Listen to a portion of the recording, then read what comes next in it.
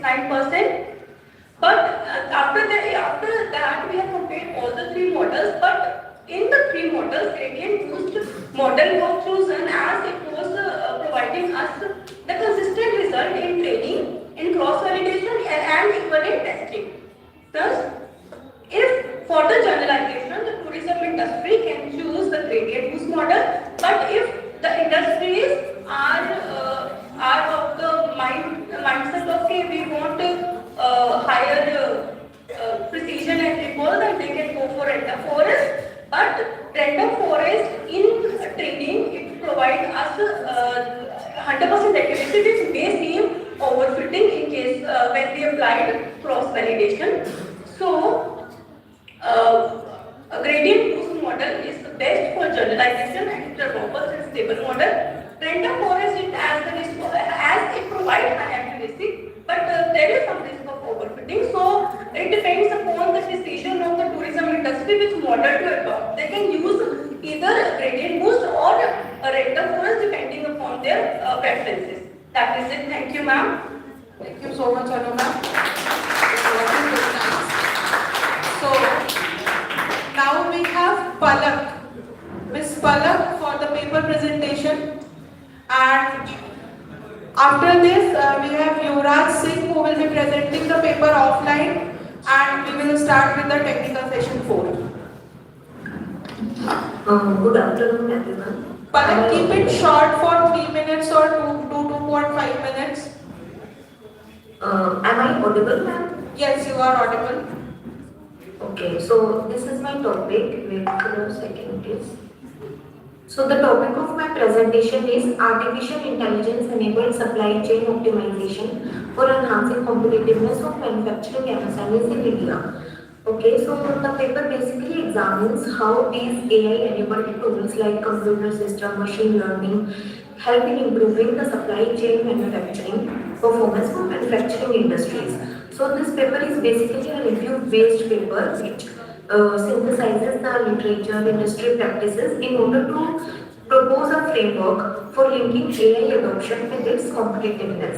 So basically the analysis highlights the benefits of AI adoption, for example, reduced timeline, improved forecasting accuracy, and enhancing supplier relationships, and also identifying the various challenges which are faced by these industries in adapting to these technological changes.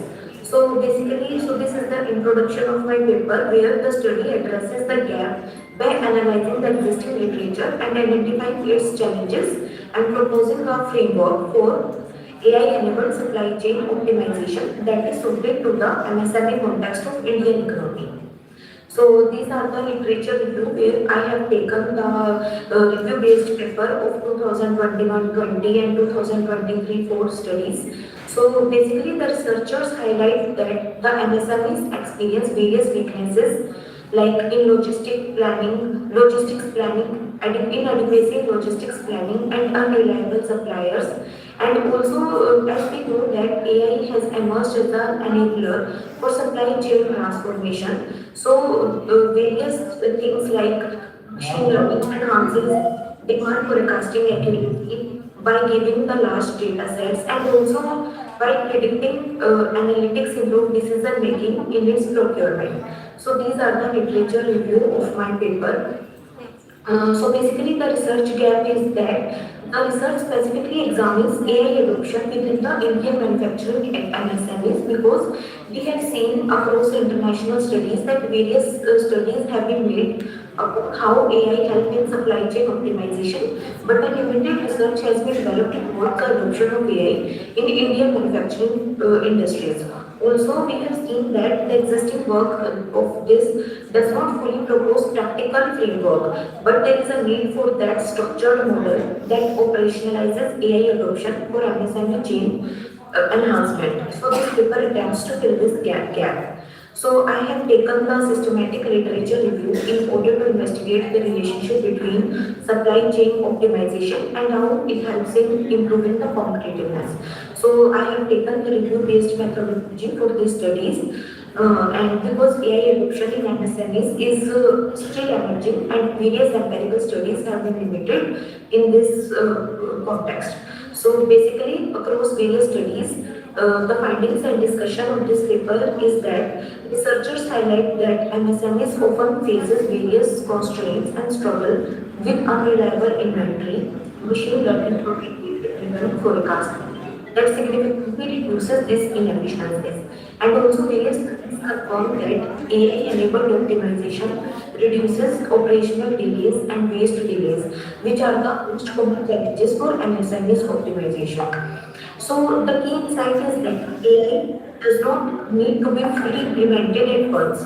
Small incremental applications like quality checks, forecasting tools can deliver the benefits.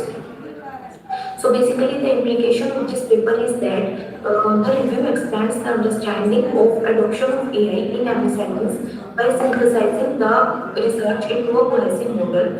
And for MSME, we should begin with the low-cost AI tools like automated quality checks and improving data collection processes. And policymaker, we can provide early adoption subsidies for small manufacturers and develop various digital literacy programs in collaboration with industry bodies.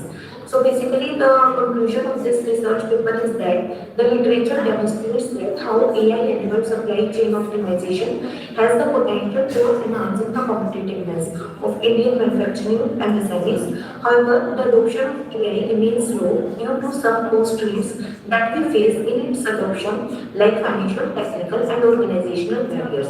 So, future research will focus on empirical validation of the framework and identification of policy interventions to accelerate AI-driven competitiveness in Indian MSMEs. And these are the references of the paper. Thank you. Thank you so much.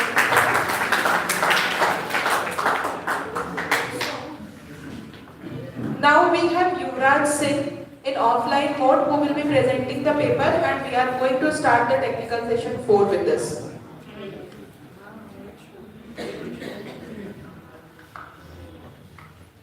A very good afternoon to our guests, our honorable post professors, my colleagues and dear students. Myself Yuvraj Singh. I want to deliver my lecture on digital public infrastructure for cooperative growth and sustainability. We know that public infrastructure very well. Now it's time for digital public infrastructure. There is a question in our mind, what do you mean by digital public infrastructure? Digital public infrastructure refers to three foundational layers.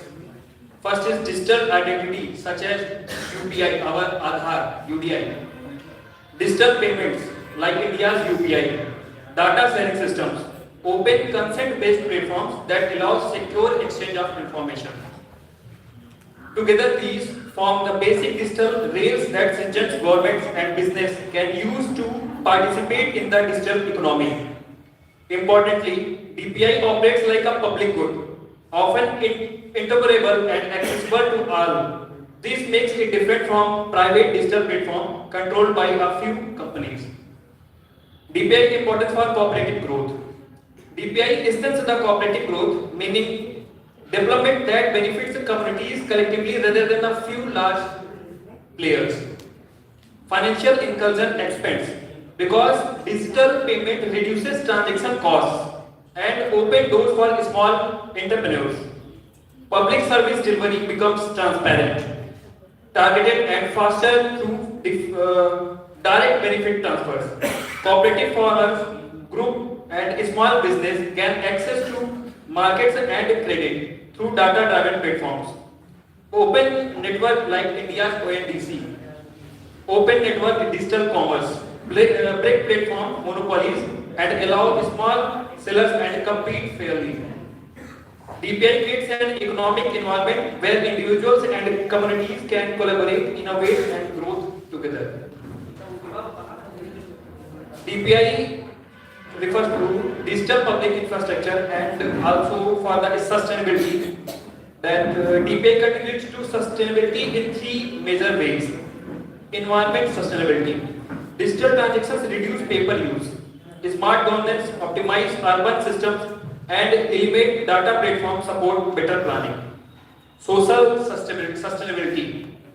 By giving citizens a secure identity and access to essential services, DPI extends social protection and inclusivity. Economic sustainability. Lower transaction costs broader financial access and real service delivery, especially visible during COVID-19, help enormous sustained government over time.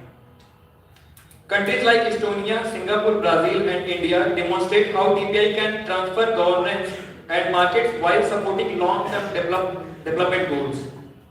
It has some key challenges also.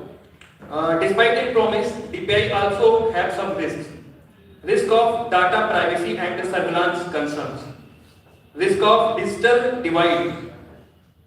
Risk of energy consumption from digital infrastructure, raising question about green sustainability. Therefore, strong data protection laws, inclusive design, and non-force environmental are essential for DPI to remain fair and sustainable. To conclude, digital public infrastructure, it is not a technological tool. It is a development framework, one that supports cooperative economic models, strengthens public institutions, and accelerate progressive toward the sustainable development. It is designed with opens, accountability, and exclusive. DPI can become the backbone of more equity digital economy, one that empowers citizens, fosters innovation, and reinforces both social and environmental sustainability. Thank you.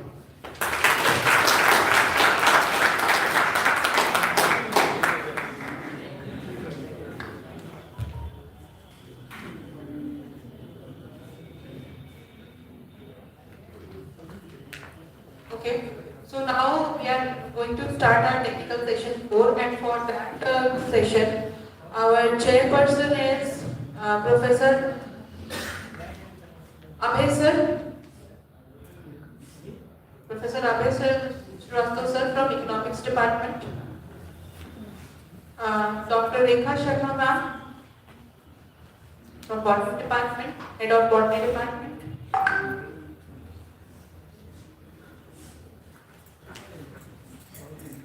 And our report here,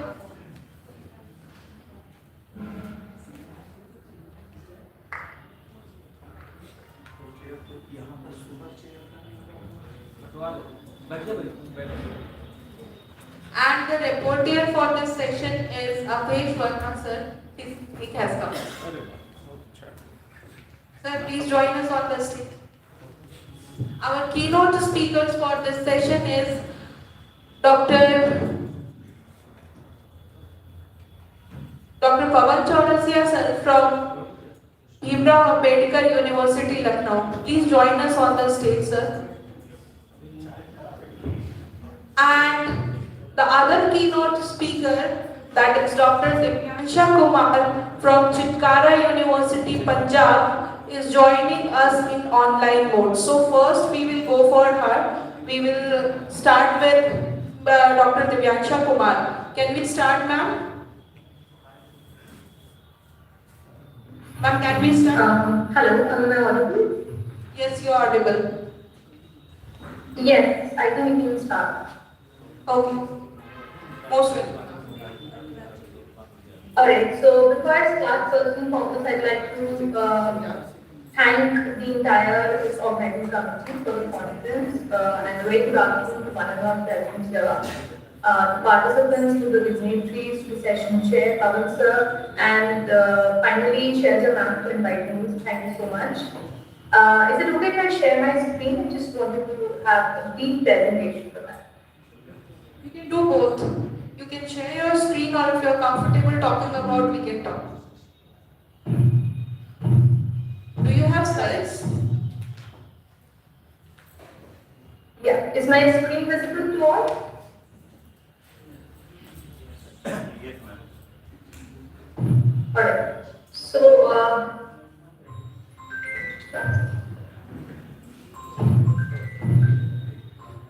alright, I think in the last last presentation, the presenter was speaking more about sustainability in supply chain management. So my topic that I'll be briefing you on will also be related to that. So it's AI in supply chain.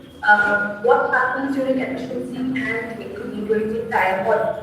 Now, before we start on that, I'd like to just briefly tell you what exactly is supply chain management?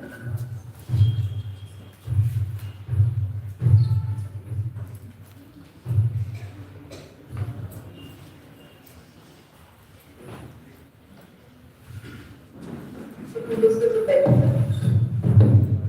Alright, so supply chain management is nothing but a C-corp model. It starts from farm, it ends at fork if you talk about the food supply chain. Or it starts from a farmer's place and it ends at the consumer's place. So all the intermediary between everything combined with the supply chain. Now, the beneficiary to supply chain should also be AI enabled because we live in an age which is fast moving and which has a lot of technology improvisation. So, wasting any time ahead, I was going to test a paradox that sits in my topic. So, the paradox is that artificial intelligence is making supply chain faster and please. It is making supply chain smarter and more efficient. But simultaneously, there is a risk of amplifying inequalities that have long plagued the global commerce. I have a few questions in mind. So one of the question is how is AI driving market operational needs and why are these gains concentrated among the large scale enterprises while leaving the MSMEs behind or the middle participants like the farmers behind? And what structural choices can we have to ensure that AI becomes an instrument for equality, sustainability and inclusive supply chain? So I tried to view all the data and the studies, and there is a framework which needs to be there for AI implementation. And my hope is that when we leave the after this conference, you'll be able to think on that aspect as to how will AI and other technologies serve all the participants and what is the primary secret. So this is how the entire sequence of action goes. So as you can see, plan and it ends at optimizing the supply chain. So my paradox of course talks about these things. First is the demand forecast has definitely improved by 20-30%. And this improvement is through machine learning system, through analysis of the historical past data, the weather patterns, the consumer insight. All of them combined has dramatically increased. And the report by Deloitte last year itself. There's also a report that says that transportation costs have fallen by 58%. And the inventory level has dropped by 35%, which is again due to the AI system predictions of demand forecasting. And these are just simple projections or the reports and the documented outcomes from the organizations that have implemented AI supply chain. But the matter is how can we use this in a sustainable way? So, as we know, AI drives operational excellence. So, we know that 20-30% is improved in demand forecasting and 50% is reduction in the transportation cost and 55% 35% has lower the inventory cost. Now, what can we do for a sustainable crisis? We can of course go for 60% of global carbon emissions, which is not manufacturing facilities in isolation, transportation alone, the entire supply chain system from raw material extraction through production, logistics, warehousing, last mile delivery, eventually to product and life cycle. If we are serious about this climate change, the supply chain transformation is non-negotiable. Now, there is regulatory framework in EU that is the Corporate Sustainability Reporting Directive, that is the CSRD, has become critical. Why? Because it enables this accountability with real-time carbon accounting systems that can now actually track the emissions across all supply chain layers in ways that previously was impossible. Now the organizations can actually calculate the product level carbon footprints. They can also identify the high emission suppliers and set science-based reduction targets based on actual data. So, efficiency gains we have discussed, demand forecasting, route optimization, and inventory level, everything is discussed. And are just nice to have operational improvements, but they're also essential levers for achieving the carbon reduction that climate science demands right now.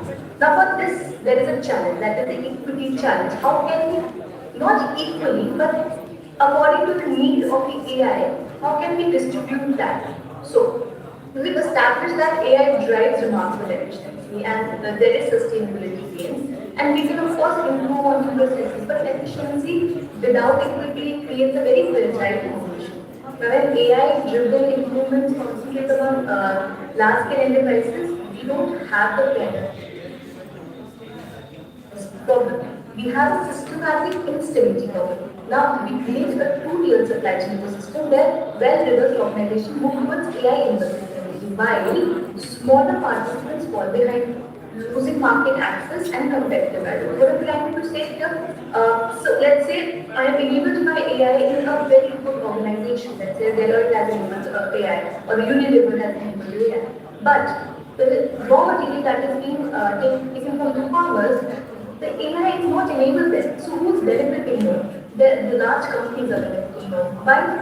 Why not we have a structure that enables the farmers also to use that efficiency in a way? So this is what we challenge and this is the challenge. So there are mainly three barriers that I would like to make. The first barrier is the algorithm device. The second is the labor surveillance and the third is the adoption barriers. Now, of course, the algorithm device is that we all know that currently the AI is working on the historical procurement patterns. So if it has favored the large organizations in the history, if all the search engines, so it will favor that in the future as well. So this is a bias that we at RN need to remove. And we need to focus more on the MSMEs instead. And of course, the labor surveillance, AI's ability to monitor, measure, and evaluate the workers' performance creates an opportunity for the workers. So it creates opportunity for automated discrimination where algorithms perpetually they flag certain workers as high risk based on the demographic proxies or the resolving collective bargaining power. And the third, of course, is the adoption bias. That is the SMEs, local organizations in the developing countries, like India. We have skilled persons, we have the infrastructure, we have the software license. The large enterprises, they simply don't have the experience. So we need those experiences. We need to create a widening divide where large organizations accelerate their competitive advantage, smaller players in the stagnate. Okay, now, this I think I've already explained the algorithm bias, so let's just review once again. So, if an organization has historical priority suppliers for wealthy nations, due to familiarity, language, or prescriptivity, the pattern that exists in the data and the algorithm is trained on the data, which will perpetuate and amplify their bias. The result will be of course that the feedback of exclusion of small players will be there. The suppliers in developing countries will receive lower AI scores, they get fewer contracts, and they earn less revenue, and they invest less in the quality improvements. Meanwhile, the suppliers in wealthy nations they accumulate more contracts. They'll let's say will have more revenue, they'll have more investigation capacity, better performance. This is conforming to the algorithmic high prediction of the bias that I was speaking about. The second was to detect and mitigate the bias. So this is a strategy how we can actually mitigate and detect the bias. So the research demonstrates that we can train the algorithms on diverse inclusive data.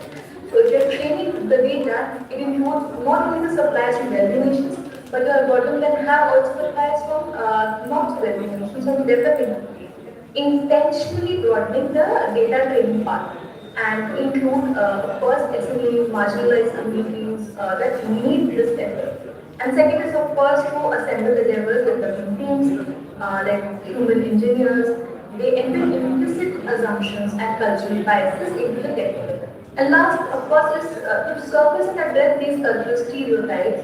Most biases, of course, as you all know, are not deliberate in nature. It emerges from the unconscious assumptions in our mind that is embedded in how engineers or the framework itself, how these problems are framed and the data they consider relevant or not, which is edged from case to case basis. So this is one of the strategies which we can actually use to detect and mitigate these biases. Second strategy is called as explainable AI.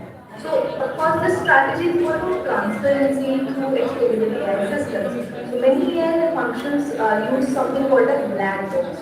if you know, they consume data, they process it through millions of mathematical operations, and they produce certain predictions or recommendations without revealing the reason behind it. So, for example, if you search something in your any let's say in ChatGPT, the out you don't know what happened behind that search. So that's what it's black box. So this creates a critical accountability problem. So if any algorithm makes a decision that harms you, it denies a supplier contract, reducing the harm. Now you deny the supplier contract, you don't know this why you deny it. This is another bias. For example, let's say मैंने AI के search engine में supplier के बारे में सोचा कुछ कि मैंने पूछा कि अच्छा ठीक है यहाँ किस एरिया में let's say in Uttar Pradesh में भी there are farmers, right? I need to procure certain output from the farmers. So which companies or which farmers or which section should I search? मेरे AI में already previous history usually बाहर के countries की है जिन्होंने वो search किया हुआ है.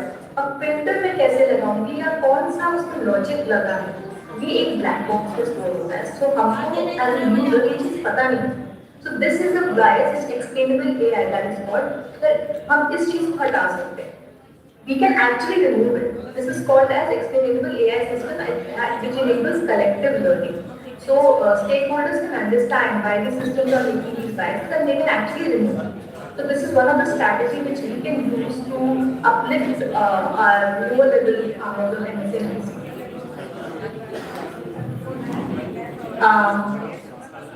Okay, now let's talk about the research priorities. So these are some of the, I think this was mostly related to how we can remove these biases from the system.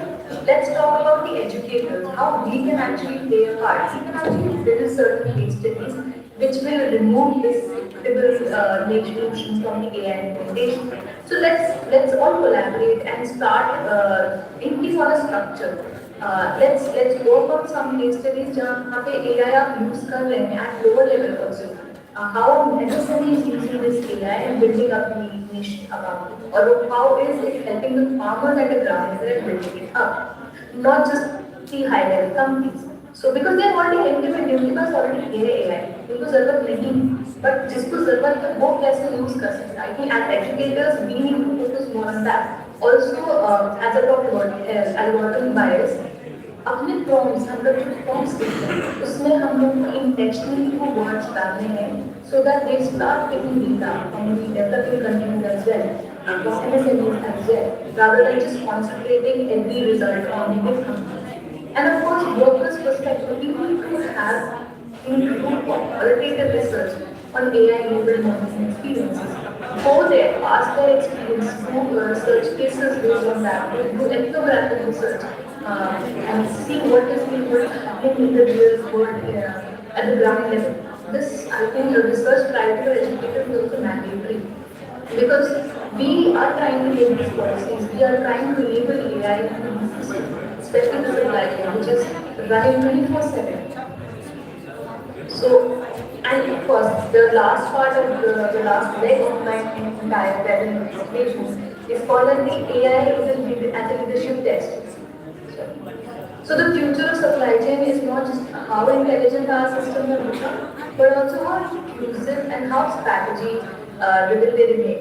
So that's where I would like to think about how AI can be a leader and not hamper our entire supply chain. A few takeaways from the entire presentation is first, let's concentrate on the treat AI not just a competitive advantage but as cultural responsibility. And technology, as you know, it amplifies the power in relationship, but when deliberately designed with fairness, transparency, and cooperation, AI can become instrument for the supply chain. So on that note, I would like to end my keynote. I know you're really short on time. I would love to speak more on it, but I just wanted to give a crisp on how AI can be used in a more equitable way rather than concentrating all the powers in that. So once again, thank you so much for this opportunity, and I'm open to any questions. If someone has any questions, anyone has anything regarding this?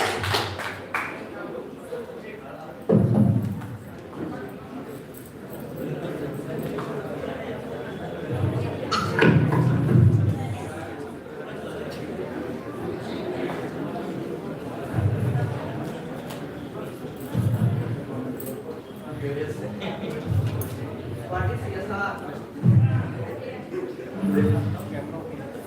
What is CSR? What is CSR? CSR is corporate social responsibility that, of course, has nothing to do with my topic, but CSR is corporate social responsibility, where the companies have the responsibility to play a part in the society by either contributing in a monetary way or having their own programs. That is what CSR is. Thank you. CSR का वैसे अलग अब नया better version हम लोगों ने डाला है policy में, that is called that ESG. ESG is being followed now. CSR is also there, but ESG, we're focusing more on ESG, that is environment, sustainability and governance. Thank you, Divyanshu ma'am. Thank you so much for joining us. It was a nice review regarding Thank you so much generative AI, for the opportunity. and we are also moving to agentic AI, and our supply chain process will become more real time. Now, we have Pavan Kumar Chaurasia sir to join us in offline mode for this session.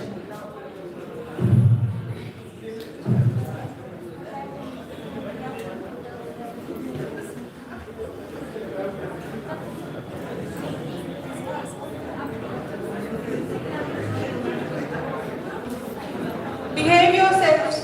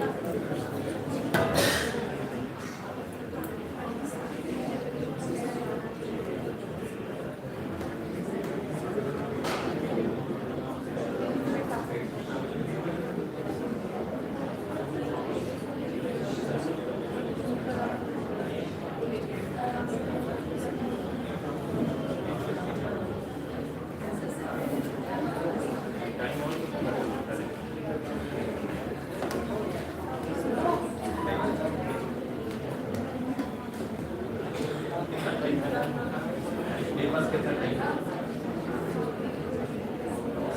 30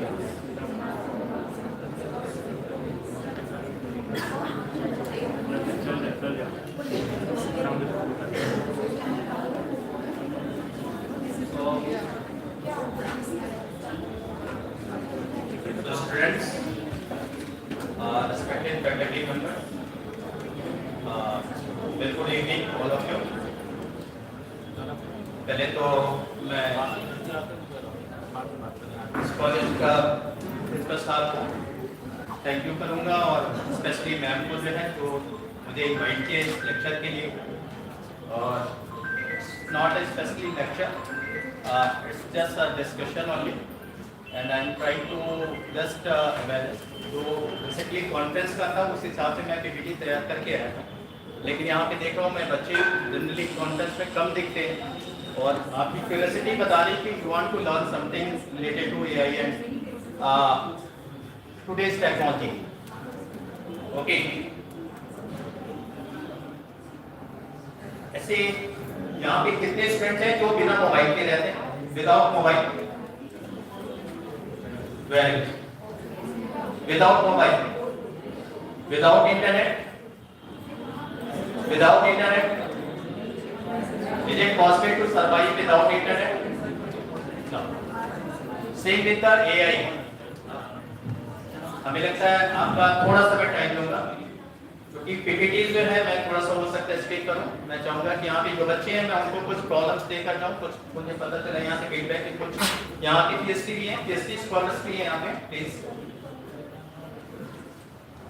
okay तो कुछ मेरे पास ऐसी भी problems हैं जिस पे आप research भी कर सकते हैं कंप्यूटर साइंस के स्पेशली और भी दूसरे फील्ड्स के अगर और ये स्टूडेंट्स के वो दूसरी कल मेरी एक में लेक्चर थी है वहाँ पे बूट कैंप लगा हुआ था स्पेशली एमटेक स्टूडेंट्स के लिए तो वो उसमें कुछ मैं प्रॉब्लम्स देख कर आया था बच्चों को मैं चाहूँगा कि आप भी उस पर पार्टिसिपेट करें उसको देखें अगर हो सकता है तो उसमें कोशिश करें जो आपकी क्यूरियोसिटी बता रही है कि you want to learn something you want to do something in the field of AI machine learning and you want to job in this field right then what the skills you have to require in the future आपको क्या आना चाहिए और क्या नहीं आना चाहिए और किस तरह के स्किल अगर आप डेवलप करेंगे तो आप मार्केट में सर्वाइव कर पाएंगे and why it is required AI.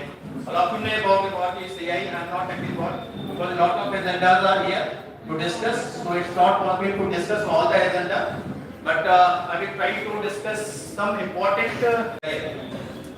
All of you know about AI. Basically AI, as you know that कि AI basically क्या होता है बेटा? ये सारी बात AI. Human beings. Okay, how can we replace the human being with the help of technology, right? तो technology को जो है टेक्नोलॉजी जो है हमें ह्यूमन बींग्स को किस तरह से रिप्लेस कर रही है और सोसाइटी में किस तरह से हमारी लाइफ में इन्वॉल्व हो रही है और मुझे लगता है कि जिस तरह से इंटरनेट